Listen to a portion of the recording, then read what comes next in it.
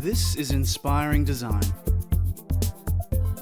where unique innovators come together to share their knowledge, share their insight, and keep us up to date with the latest industry trends. And here's your host, Roshan Senanayake.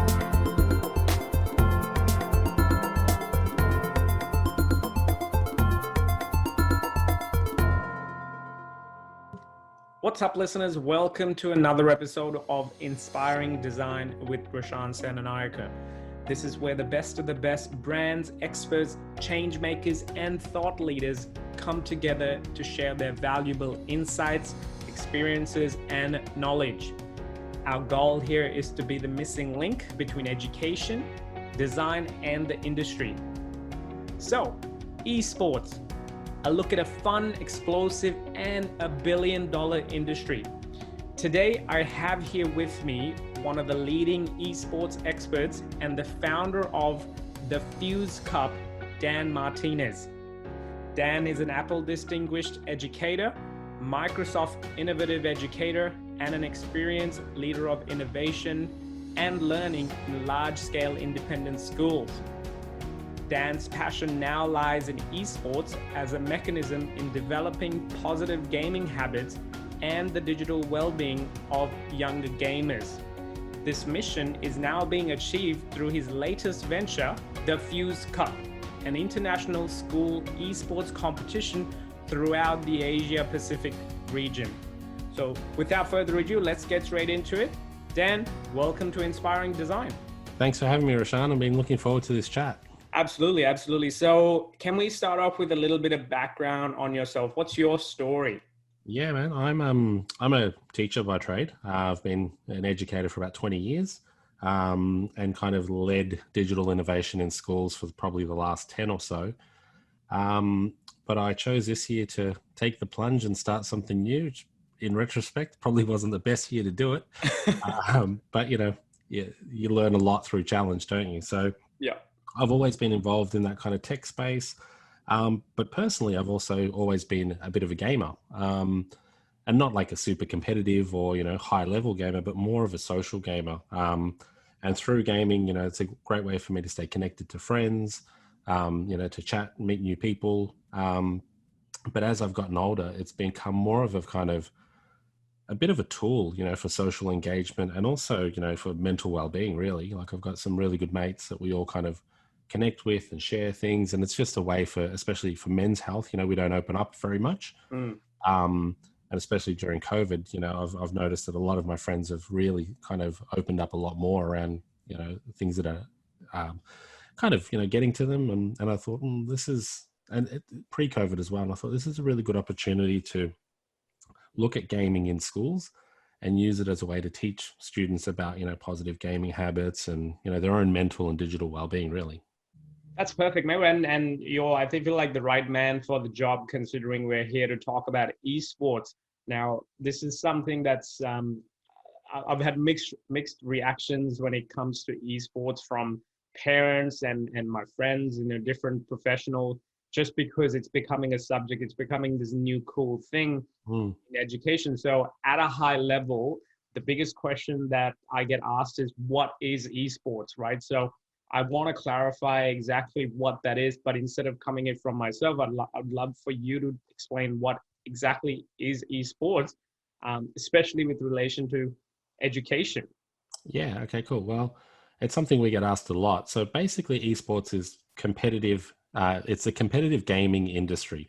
So things like tournaments, competitions, and leagues. It can be done on PC or consoles. It can be done offline, like face-to-face or online. And there's a whole bunch of different games that can be used in these competitions. One big thing that people don't understand is that it is absolutely huge.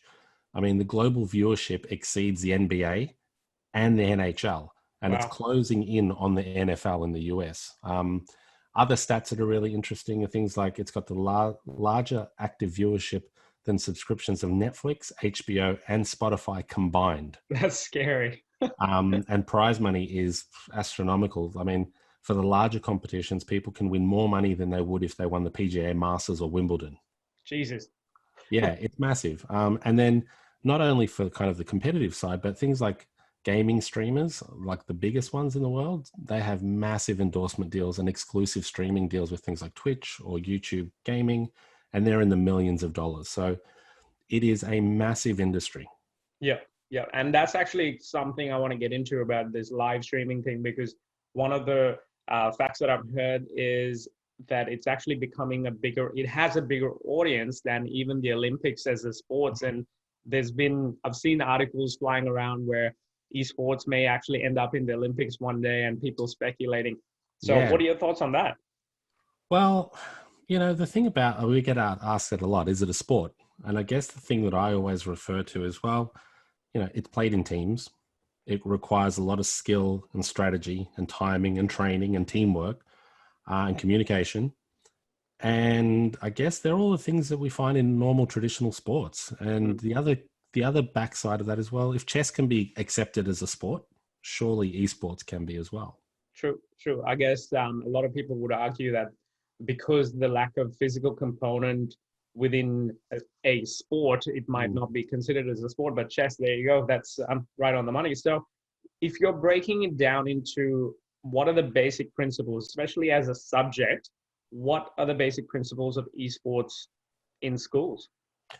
Well, it's a really interesting one because some schools are taking it on as a sport and looking at the mental kind of strategy around it. And others are actually turning it into a subject where they're using an interdisciplinary approach and combining aspects of business, legal, event management, and kind of doing it that way.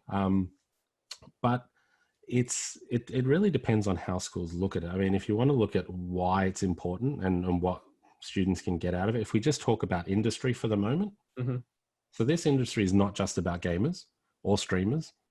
There are content creators, there are marketing and advertising positions, copyright specialists, because obviously people are producing content, so they need to make sure it's in line with copyright. Brand managers, there are people whose job it is to bring endemic and non-endemic brands into esports. People like Josh Harvey at the Chiefs. So the Chiefs are one of Australia's professional teams. In the past 12 months, they've brought on board companies like Marvel, L'Oreal, Menulog, UFoods. So these are some brands that you wouldn't necessarily expect that want to be involved in gaming. The average business is not endemic to gaming, but they see it as an opportunity, as this massive industry that they want to be part of. And then if you look at live events, think about how many different people are involved in the coordination and production of live events. Then you've got your lighting and live crew, your broadcasters. It's an absolutely massive kind of opportunity for people, not just in gaming, to be part of this growing industry. So then we look at, well, why should schools be part of it? Well, if we're preparing students for changing workforces and opportunities that exist, this is one of those massive ones that's just growing more and more. Absolutely. And it sounds like one of those, it's that I think mentality of, the job losses that we've had in the last probably 2 decades are now evolving into these things. But as you said, that kind of background has so many different jobs actually within career paths that are within that. So that's pretty cool. Yeah. So you sorry to interrupt. Same within sports management. Yeah. It's not just about the professional athlete. Think about the team of people around that athlete that make that person be able to do their job. Absolutely. And I think that's a very cool way of looking at things, because it helps, I think, this new age topic be put into the perspective of what we already know. So you've kind of already touched on this. Why is it actually important to 21st century education? It's actually literally preparing our students to that next evolution in different career paths now. So if we were to break this down into what are the skills required for succeeding in this, because obviously from a sports point of view, you've got to be an athlete, you've got to actually have a certain level of genetics, good physical nutrition, hydration, training, all of those things come into play if you're a physical athlete. So in esports, what are the skills required for that?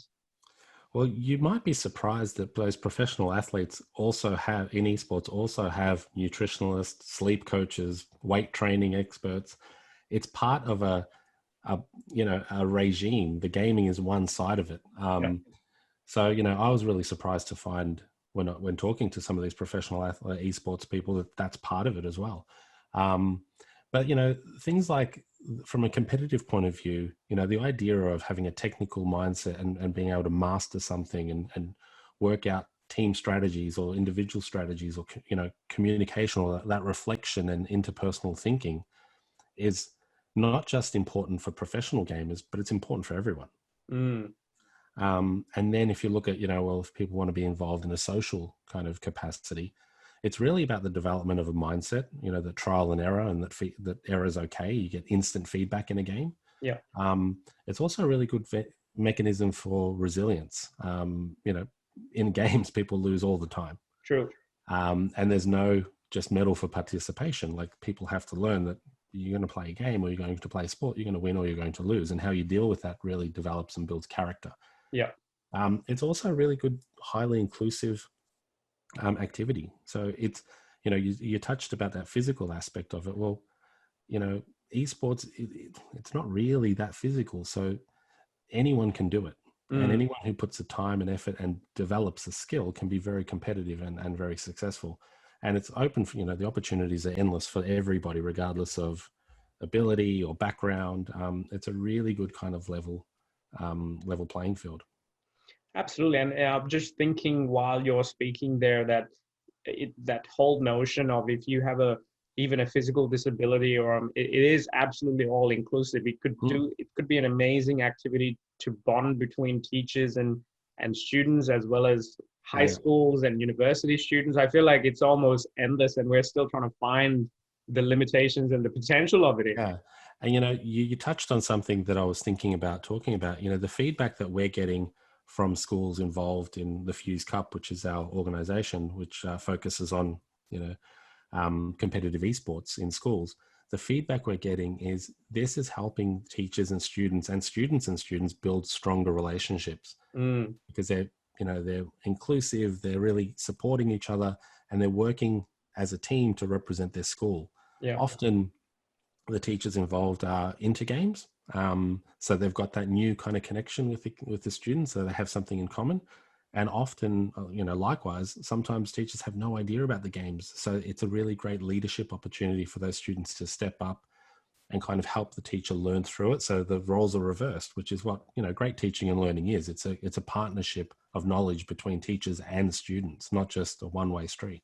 Yeah, well said, mate. Well said. And so I think the biggest challenge that I see when we work with teachers is this, I think the willingness and I think the knowledge behind new age technology. There's a level of fear behind it as well, because there's so much to learn. It's a completely different breadth. There's literally no manual that says, here, step one, do this, step two, do this. So it can be quite overwhelming and scary for teachers. So if, from a teacher's point of view, if they want to learn and upskill themselves to get this going, have esports, and may be able to facilitate that, what do they need to do pretty much right now? Get in contact with me. Bingo. That's, my background is education, and my background is working with teachers who may be reluctant with the, implementation of digital technology, or even pushing those who are already doing it. So I'm really good at kind of holding teachers' hands through that process and identifying things that we can do to assist. But the great thing is the program we've developed is literally plug and play. It's plug into a TV, off you go. So it's low cost, low experience, and really high kind of benefit. And it's something that the kids do all the time. So in every school, you're going to have leaders in this area. And, as we said, great teaching isn't about knowing everything. Great teaching is about empowering those who do know to lead and to help. So you'll have leaders in your school within the student community that can assist. And that's where we come in as a Fuse Cup and pretty much hold your hand all the way through it. Perfect. And there you go, guys. Make sure you jump onto the show notes. Daniel's link is actually in there. So make sure you get in contact with him if you ever want any advice from that. So we touched on one of the things that I've been wanting to talk about is this notion of live streaming and that whole arena. And Twitch is one of the main platforms. Are there other ones? Yeah, so I mean, there's Twitch, which is probably the largest one. There's YouTube Gaming. Microsoft had one called Mixer that I think is still going, that might be on the back burner. And they're pretty much your three basics, or your three biggest ones. There's a couple of other ones that have kind of popping up in the industry. There's a new Australian one, but it's slowly gaining traction. But generally, Twitch, YouTube gaming are the two biggest ones for sure. Yeah. And for the people who don't know what Twitch is, can you explain what that might be? Yeah. So when you go to Twitch, you might think it's a bit weird because you're normally used to just looking at things on YouTube. So Twitch is pretty much a streaming service where people either play games and play competitively and kind of talk you through what they're doing. But it's not just for games. In fact, its largest category is not gaming. It's just chatting. So people might be on there talking about things or showing different things. And it's pretty much just live broadcast. Right, I see. So you'll find, somebody, their face and a kind of green screen, the little floating head on their screen, and they might be playing a game, or they might be, talking about something. And it's a live community. So there's a community of people who subscribe or they chat. But generally people, you can follow people and they'll tell you when they're streaming and what they're playing or what they're going to be doing. And you get notifications of when they're on. People can donate money if they like or if they don't want to. It's not really about that. It's more just about a community of people participating in things they're interested in, which is generally gaming on Twitch. Yeah, and I actually heard one of the original co-founders of Twitch speak at a Myriad conference, the tech conference that happened a few years ago back in Brisbane. And one of the things that he mentioned was their top, I think, subscriber, not the top subscriber, the main subscriber who has the most following had upwards of 120,000 people waiting to watch him play. Now, there's not a single stadium in the world that can house that many people. So that's kind of scary and cool at the same time. Yeah. And then there's other statistics like, how many concurrent players are playing at the same time on the same game. Wow. There've been, and you'd be surprised, it's in the millions. Now you think about, any other activity where millions of people are doing it at the same time, other than watching things like maybe watching the Super Bowl. There's nothing. I don't think there's anything else where people are actually doing something at the same time actively rather than passively. Yeah. And I think that's important. The only thing that I could think of was social media, and that's most of the time mindless scrolling. So that's good definition between passive and not necessarily something where you're engaged mentally and connected. So love that. So if you had advice for students and grads, let's say they're a little bit out of high school now, but they've been into gaming, or they might have never been into but interested in learning about it, what should they do? What's your advice for them? Yeah, look, that's really good. Really good question. There's a few different things that they can do. The first thing is to jump on Twitch and to try and find people that they're interested in and just be part, just like get involved in conversations. Another really good point is there's an organization that we're kind of talking to called GGWP, which is Good Game Well Played. And they've got amazing content around if you want to become an influencer or a streamer. They've got this great content. It's all video content. It's really highly produced. And it's from people within the industry showing you the tips and tricks of how to get involved. So look them up because their stuff is fantastic. And they are streamers themselves. So they really go through, well, this is, how you set up your socials. This is the hardware minimum requirements you should look at. This is about lighting, microphone use, all that kind of stuff that makes a difference in streaming. But generally, just get involved, and be yourself. Don't try and be some kind of character you're not, because people see through that. Just be you. Play a game that you like. Having a skill is, being a skilled player is important. People don't want to watch someone who's not that good. Yeah. Unless you're funny, and you'll find a bit of your personality. Own, yeah, exactly. You'll find your own audience. And just be active. It's social. So talk to the people in your chat. Try and build community and just get involved, and know that at the very start, you may not be great. Your streams may not be fantastic, but that's okay. Like, you're starting, and you'll get there eventually. You'll build, your own audience, and you'll do well.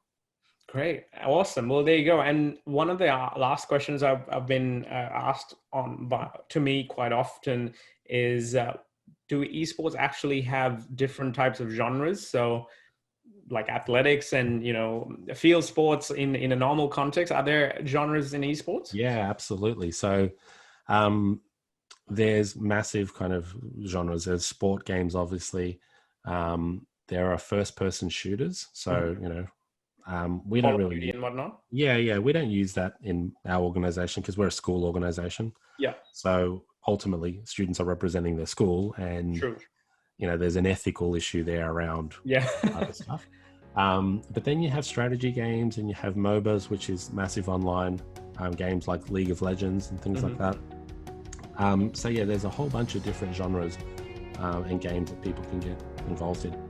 Awesome. Well, there you go, guys. Mate, it's been really informative and it's a really cool topic that I feel like we should monitor very closely over the next 5, 10, 20 years. I feel like it's going to be one of the biggest things in the world. So thanks so much for giving up your time. No problem. Thanks for having me. My pleasure. Love your work, Dan. I'm really looking forward to seeing exactly how Fuse Cup alongside esports becomes a major part of 21st century education. So that's it for today, everyone. Now it's time to jump on to rashansenanayake.com/podcast and check out the show notes from today's episode. Make sure and click on the direct links to check out the amazing and fun work that Dan and his colleagues are doing at the Fuse Cup and deep dive into this world. Last but not least, click subscribe and share your love with a review. I'd love for you to hear your thoughts and feedback on today's topic. So till next time,